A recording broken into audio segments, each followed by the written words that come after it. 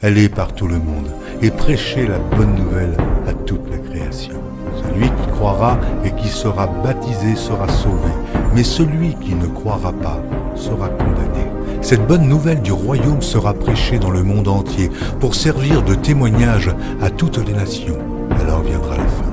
Heureux celui qui lit et ceux qui entendent les paroles de la prophétie et qui gardent les choses qui y sont écrites, car le temps est proche. Ces paroles sont certaines et véritables. Et le Seigneur, le Dieu des esprits des prophètes, a envoyé son ange pour montrer à ses serviteurs les choses qui doivent arriver bientôt. Et voici, je viens bientôt, et ma rétribution est avec moi pour rendre à chacun selon ce qu'est son œuvre. Moi, Jésus, j'ai envoyé mon ange pour vous attester ces choses dans les églises. Bonjour mes frères et sœurs, je suis encore dans la joie aujourd'hui d'être encore ensemble avec vous. Tu es malade, mon frère, ma sœur, tu as sûrement une personne qui souffre, qui est malade.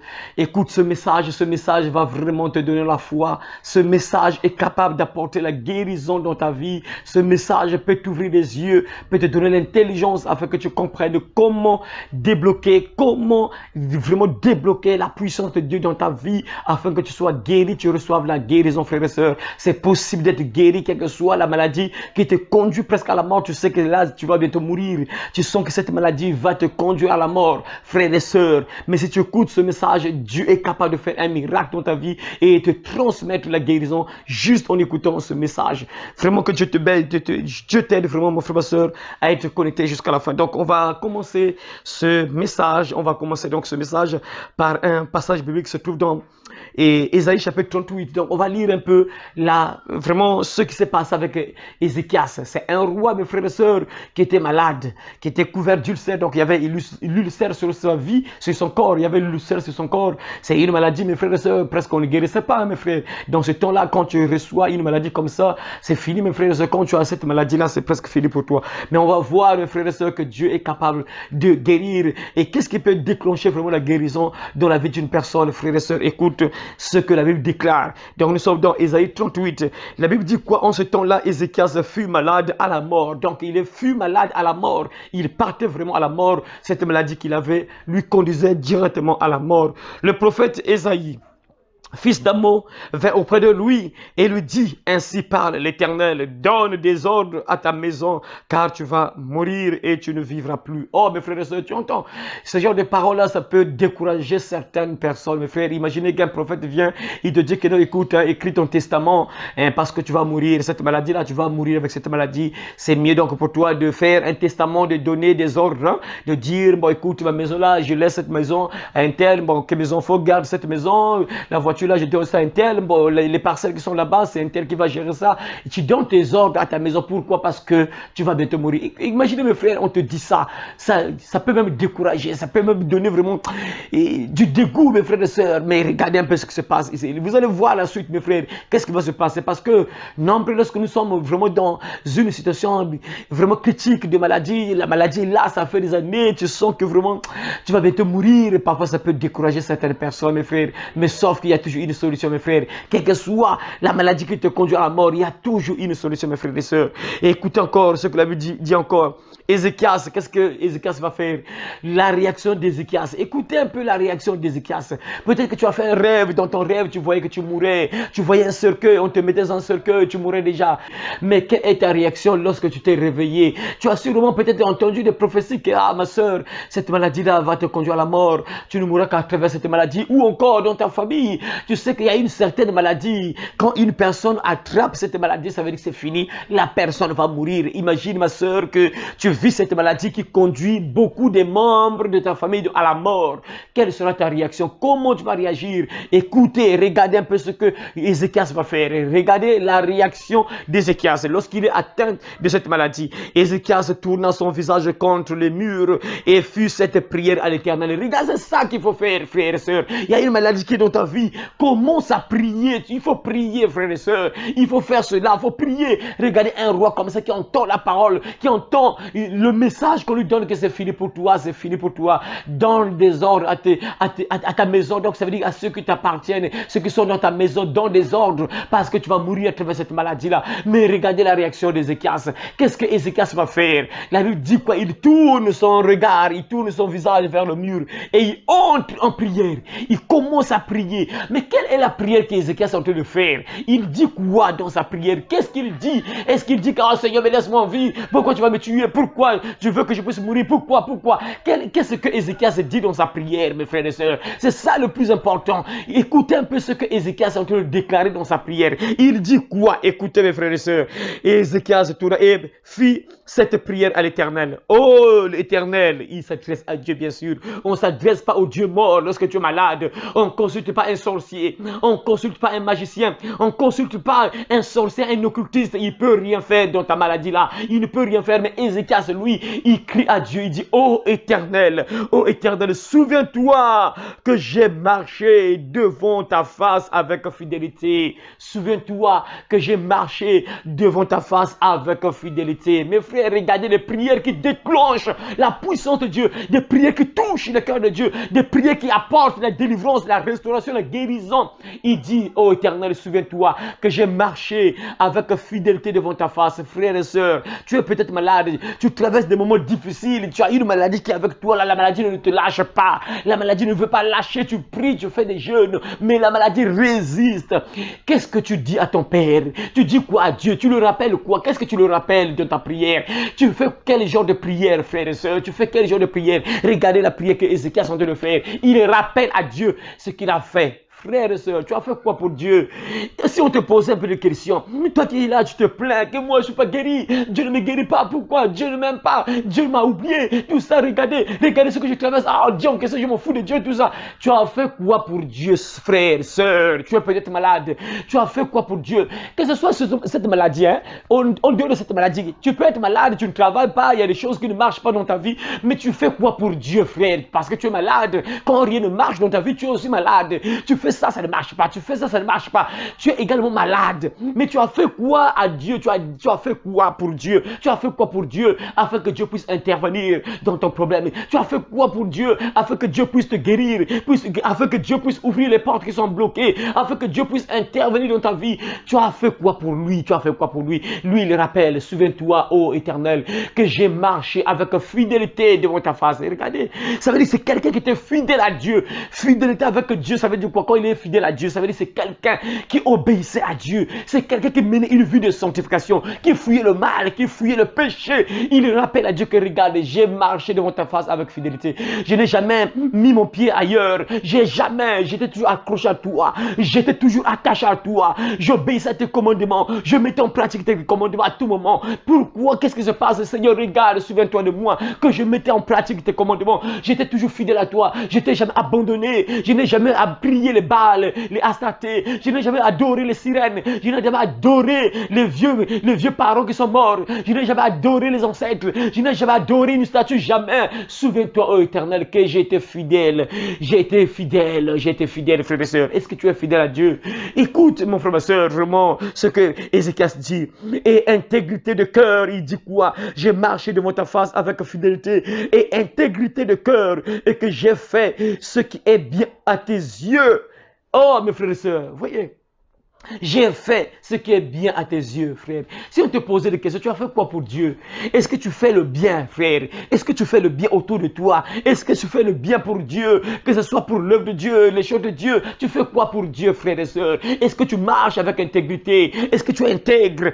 Quelqu'un qui intègre, c'est quelqu'un qui obéit à Dieu, qui fuit le mal, qui haït le péché, qui fuit le mal. Mais il y a des gens, parfois, ils sont là, ils sont en train de se plaindre. Dieu, guéris-moi, guéris-moi. Quand tu le vois, c'est parfois un ivrogne. Ils sont fiches de camarade de Dieu. Il est là à tout moment dans l'alcool, ils sont fous de Dieu, mais quand même il est là en train d'implorer la grâce de Dieu. Dieu, guéris-moi, Seigneur, interviens dans mon problème. Mais Dieu te dit abandonne ce péché-là, tu ne veux pas abandonner. Et tu es quand même courageux, frère et soeur, de demander la pitié de Dieu, de demander à Dieu qu'il puisse intervenir. On te dit arrête avec la vie, des bars, des boîtes de nuit, tu ne veux pas arrêter. Mais tu es là, tu demandes, Seigneur, aide-moi, manifeste-toi. Mais soeur, tu fais quoi, frère? Tu fais quoi pour Dieu? Tu fais quoi pour Dieu? Est-ce que tu l'obéis? Est-ce que tu intègres? Est-ce que tu te bats de fuir le mal? mal, de fuir le péché. Nombreux, on lui dit, abandonne l'impudicité. Ah, que je puisse abandonner. Je ne dois plus coucher avec les filles. Ah, ça ne marche pas. Non, non, non, non, non. Je puisse abandonner les garçons. Je ne puisse plus coucher avec les garçons sans être marié. Ah, ça ne marche pas. Je ne peux pas vivre comme ça, sans coucher avec une fille, sans être... Donc, jusqu'à ce que je me marie. Ah, non, ça ne marche pas. Frère et sœur, tu fais quoi? Est-ce que tu intègres? Quand tu implores la grâce de Dieu, quand tu implores Dieu, que Dieu guéris-moi, manifeste-toi dans ma vie, aide-moi dans ce problème. Est-ce que tu fais quoi? Est-ce que tu intègres, frère et sœur? Et tu fais quoi pour Dieu, frère et sœur? Regardez la prière qu'un roi est en train de faire, mes frères et sœurs. Il savait qu'il partait à la mort. Il savait que c'était fini pour lui. Il s'était fini, mais il a rappelé à Dieu comment il a marché devant Dieu. Il a rappelé à Dieu sa vie terrestre, comment il était sur la terre, comment était sa relation entre lui et Dieu. Il rappelle à Dieu, frère et sœur. C'est ça, il faut faire certaines choses. Qu'un jour, quand tu es en difficulté, tu peux rappeler à Dieu que Seigneur, écoute, regarde ce que j'ai fait, regarde comment j'ai marché devant ta face, regarde comment j'ai marché, regarde ce que j'ai fait, regarde. Il faut rappeler la foi, c'est dans les œuvres. On démontre la foi par des œuvres. Il faut poser des actes. On te dit abandonne la vie de Baal, abandonne la sorcellerie, abandonne la masturbation, abandonne, fais des actes pour démontrer à Dieu que Dieu, je t'aime, je suis intègre maintenant, je fuis le mal, j'abandonne ces choses-là, j'abandonne ça. Démontre, frères et sœurs, et tu verras qu'un jour ça va parler. Quand tu marches avec intégrité devant Dieu, mon frère, ma sœur, le jour que tu seras en difficulté, quand tu vas invoquer le nom de Dieu, frère et sœur, il finira par te répondre parce que Dieu n'est pas un homme pour mentir, mes frères et sœurs. Il dit ici quoi?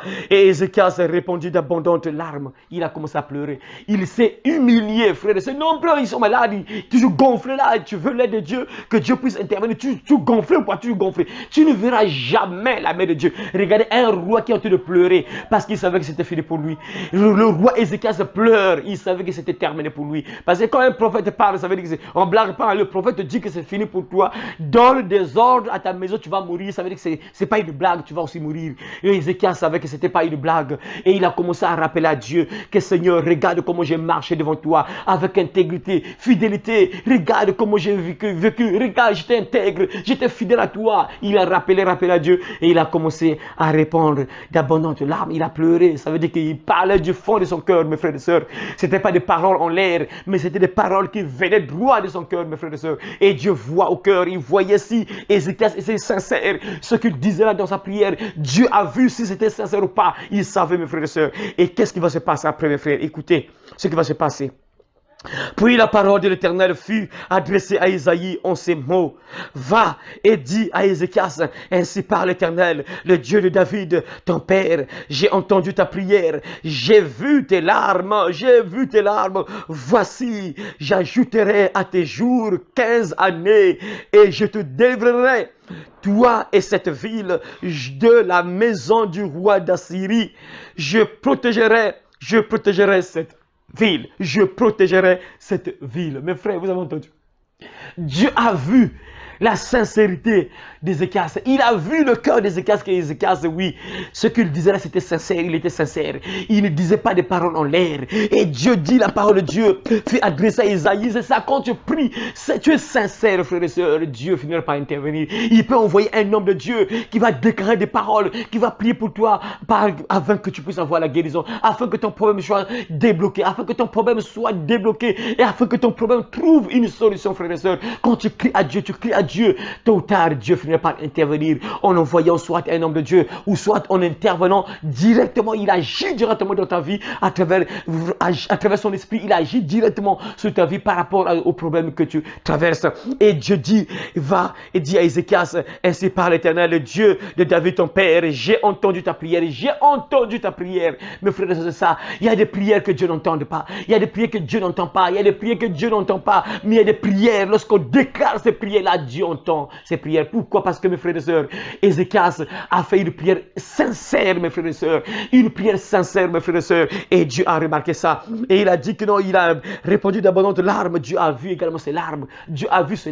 Et voilà pourquoi il va dire à Isaïe, écoute, va lui dire que non, c'est fini. Il va plus mourir. Mais sur les jours qui lui restaient à vivre là, je vais encore ajouter 15 ans. S'il lui restait 50 ans à vivre, je vais encore ajouter 15 ans. S'il lui restait 20 ans à vivre, j'ajoute 15 ans. S'il lui restait 30 ans à vivre. J'ajoute 15 ans dessus, mes frères et sœurs. Oh, et il donne encore une promesse. Je te délivrerai de toi et cette ville. Donc Dieu donne encore une autre promesse. Je veux te délivrer, toi et cette ville. Je veux te délivrer de la main des Syriens. C'est ça. Donc Dieu accorde la victoire parce qu'il a vu la sincérité d'Ézéchias. Parce qu'Ézéchias a rappelé à Dieu comment il marchait, mes frères et sœurs. Et ça se confirme encore, mes frères et sœurs. Vous allez encore voir encore, mes frères et sœurs, la suite. Regardez encore la suite de la prière d'Ézéchias pour vous dire pourquoi Dieu a intervenu. Et écoutez encore ce que Ézéchias a déclaré dans sa prière. Lisons le verset 18. Qu'est-ce que la Bible dit? Ce n'est pas le séjour des morts qui te loue. Regardez, mes frères, la prière qui déclenche la guérison, qui déclenche l'intervention de Dieu, qui déclenche, vraiment, mes frères, la puissance de Dieu sur une personne. Parce que Ézéchias a fait une prière, pas pour lui-même seulement, mais avec intérêt de Dieu, mes frères et sœurs. Parce que là, lorsqu'il prie, mes frères, il y a l'intérêt de Dieu à l'intérieur. Parce que nombreux sont de prier, Dieu donne-moi le travail. Tu veux que Dieu te donne le travail, tu vas aider qui? Tu vas aider qui, mon frère, ma soeur, si Dieu te donne le travail? Tu veux que Dieu me donne un mari? Oui, si Dieu te donne un mari, après, c'est pas pour faire de l'orgueil. Il y aura quoi? Il y aura quel intérêt de Dieu à l'intérieur? Est-ce que c'est pour honorer Dieu que quand tu cherches le mariage là? Est-ce que c'est pour honorer Dieu ou bien juste pour te faire voir, c'est pour te faire valoir dans le quartier qu'on puisse connaître que toi c'est toi? Non, frères et sœurs, quand tu fais des prières qui va dans le but de Dieu, qui va avec la volonté de Dieu, mes frères, quand tu fais une prière selon la volonté de Dieu, frères et sœurs, ça déclenche la puissance de Dieu. Quand tu fais une prière selon la volonté de Dieu, tu verras tôt ou tard la main de Dieu dans ta vie, frères et sœurs. Parce qu'Ézéchias dit ici quoi? Ce n'est pas le séjour de mort qui te loue. Il dit que si je meurs là, mais si je meurs là, Seigneur, je ne veux plus te louer. Si je rentre là sous la terre là, je ne veux plus te louer, papa. Je ne veux plus te louer, papa. Je ne veux plus te louer. Le séjour de mort, les morts, ceux qui sont morts là, ceux qui sont décédés là, ne peuvent plus te louer, c'est fini. Mais moi, si je reste en vie, je vais encore te louer. Allons, frère, pose-toi des questions. Tu pries, quand tu pries là, tu veux que Dieu puisse intervenir. Pour quel but? Pour toi-même seulement, ou bien il y a aussi l'intérêt de Dieu à l'intérieur, frère. Voilà un peu. Est-ce qu'il y a aussi une part pour Dieu dans ce que tu fais comme demande, ce que tu demandes à Dieu? Est-ce qu'il y a l'intérêt de Dieu à l'intérieur? Regardez ce que Ézéchias dit. Il dit que non, ce n'est pas le séjour des morts qui te loue. Ça veut dire quoi? Il veut que Dieu le laisse en vie afin qu'il puisse louer le Seigneur. Parce que ce n'est que les morts, les vivants qui peuvent le louer. Parce que la Bible dit quoi? Dieu n'est pas un Dieu des morts, mais des vivants. Oh, mes frères et sœurs, regarde la prière qui déclenche la puissance de Dieu. Ce n'est pas les morts qui te célèbrent. Ce n'est pas tes morts. Ce n'est pas les morts qui te célèbrent. Vous voyez, ce n'est pas la mort qui te célèbre. Ce n'est pas la mort qui te célèbre. Vous voyez, regardez la prière comme ça, mes frères. Il ne cherche pas uniquement être guéri pour faire encore le gonfler, l'orgueilleux, tout ça. Non, il veut être rétabli. Il veut être guéri pour louer Dieu, pour glorifier le Seigneur, mes frères et sœurs. Oh, que c'est beau. Ceux qui sont descendus dans la fausse n'espère plus en ta fidélité. Les vivants, c'est celui-là qui te loue. Le vivant, c'est celui-là qui te loue. Verset 19, mes frères et sœurs. Le vivant, c'est celui-là qui te loue. Regardez la prière qu'Ézéchias fait, mes frères. Comme moi aujourd'hui, le Père fait connaître à ses enfants ta fidélité. L'Éternel m'a sauvé. Et il dit encore, l'Éternel m'a sauvé. C'est la prière d'Ézéchias, mes frères. Ça, c'est sa prière. L'Éternel m'a sauvé. Nous ferons résonner les cordes de nos instruments. C'est ça, il dit, le Seigneur m'a sauvé. Nous ferons résonner les cordes de nos instruments. C'est ça. Donc, il voulait que Dieu puisse le rétablir, le guérir, afin de louer le Seigneur dans le temple, afin de chanter pour lui, de jouer des instruments pour Dieu. C'est ça. Quand il y a l'intérêt de Dieu à l'intérieur de ta prière, frère, tu verras la main de Dieu tôt ou tard, frère et sœur. Et il dit encore, tous les jours de notre vie, dans la maison de l'Éternel. C'est ça. Il voulait être rétabli afin de glorifier le Seigneur, afin de célébrer Dieu, de louer Dieu dans son temple, mes frères et sœurs. C'est ça. Et voilà pourquoi Dieu a intervenu. Dieu l'a guéri. Ésaïe avait dit qu'on apporte une masse de figues et qu'on l'étende sur l'ulcère, qu'on l'étende sur l'ulcère, et Ézéchias vivra, mes frères et sœurs. Et voilà pourquoi on a vu la main de Dieu sur Ézéchias. Ézéchias s'est guéri, mes frères et sœurs, parce qu'il a rappelé à Dieu. Il a rappelé à Dieu vraiment ce qu'il a fait, comment il a marché devant le Seigneur. Il a rappelé cela à Dieu. Et voilà pourquoi Dieu a intervenu dans sa vie, mes frères et sœurs, pour le guérir. Voilà pourquoi, frères et sœurs, si tu veux voir la main de Dieu, si tu veux que ta prière soit efficace, Frères et sœurs, il faut mettre l'intérêt de Dieu à l'intérieur. Il faut qu'il y ait l'intérêt de Dieu. Quand tu pries selon la volonté de Dieu, quand tu pries selon la volonté de Dieu, frères et sœurs, tu verras que la main de Dieu va s'étendre sur toi et Dieu va intervenir puissamment dans ton problème. Alors que ce soit toi également qui es malade, tu es malade, frères et sœurs, regarde, Ézéchias, le roi Ézéchias était atteint de l'ulcère. Il était malade, mes frères et sœurs, mais Dieu l'a guéri. Dieu l'a guéri. Voilà pourquoi, frères et sœurs, garde confiance à Dieu. Si tu n'es plus fidèle à Dieu, sois fidèle et rappelle à Dieu que Seigneur, je sais que j'étais égaré, mais aujourd'hui, je reviens sur le droit chemin. Fais-moi miséricorde. Guéris-moi, Seigneur. Je sais que j'étais éloigné de toi. J'ai prié les Baals, les Astartés.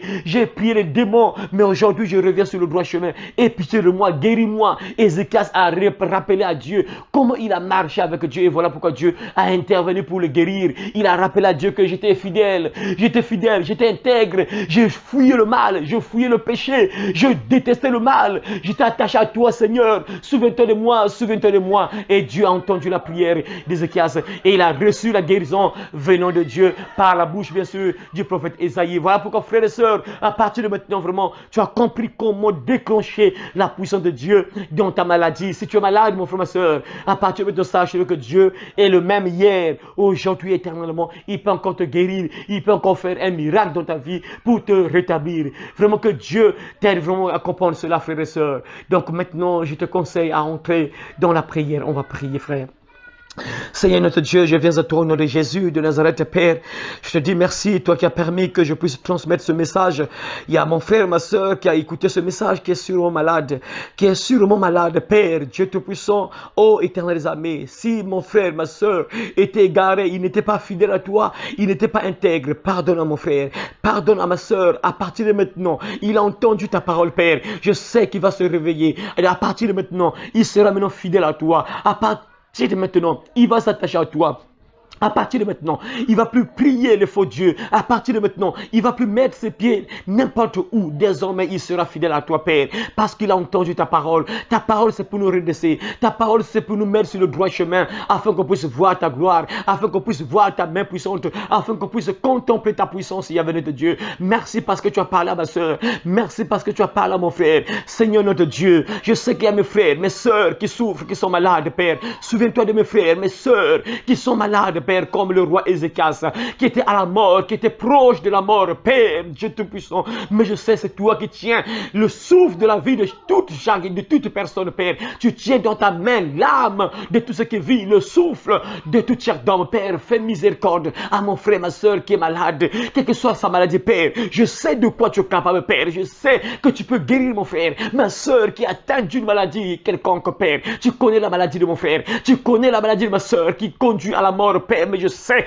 que tu as le dernier mot, Père. Avec toi, c'est possible de retrouver la guérison. Avec toi, c'est possible de retrouver la bonne santé, Père. Manifeste-toi puissamment dans la vie de ma soeur, mon frère qui souffre, qui est atteint d'une maladie, Père. Je sais que tu peux faire quelque chose dans sa vie, Père. Touche le corps de mon frère, touche le corps de ma soeur et déloge cette maladie, Père, qui résiste dans le corps de mon frère, ma soeur, Père. Cette maladie qui a pris des racines dans le corps de mon frère, ma soeur, Père, soit déracinée de son vie, soit déracinée de son corps et que mon frère, ma soeur, reçoivent la guérison miracle au nom de Jésus de Nazareth, lui qui guérit toute maladie, lui devant qui aucune maladie peut résister. Père, manifeste-toi. Oh Père, manifeste-toi dans la vie de mon frère, ma soeur, qui écoute ce message, Père, quelle que soit sa maladie, Père, que cette maladie disparaisse, soit ôtée de sa vie, disparaisse de sa vie au nom de Jésus, afin qu'il puisse te glorifier, afin qu'il puisse te louer, Père.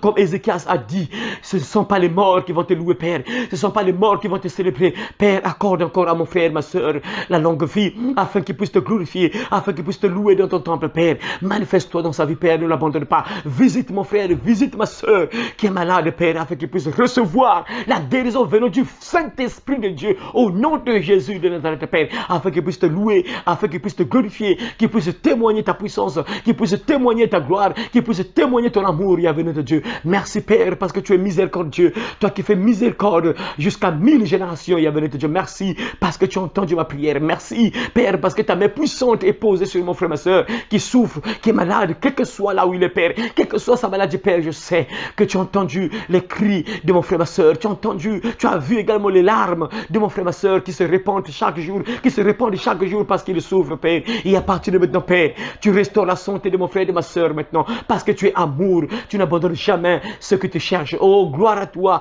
honneur à toi, aujourd'hui à jamais, dans le nom précieux et puissant de notre Seigneur et Sauveur Jésus-Christ de Nazareth, nous avons demandé toutes ces choses. Amen. Merci frères et sœurs, j'espère que tu as entendu ce message, vraiment que Dieu te donne encore la force d'écouter également d'autres messages afin de contempler la gloire de Dieu dans ta vie et que Dieu vous bénisse mes frères et sœurs et à très bientôt si Jésus-Christ ne revient pas maintenant. Amen.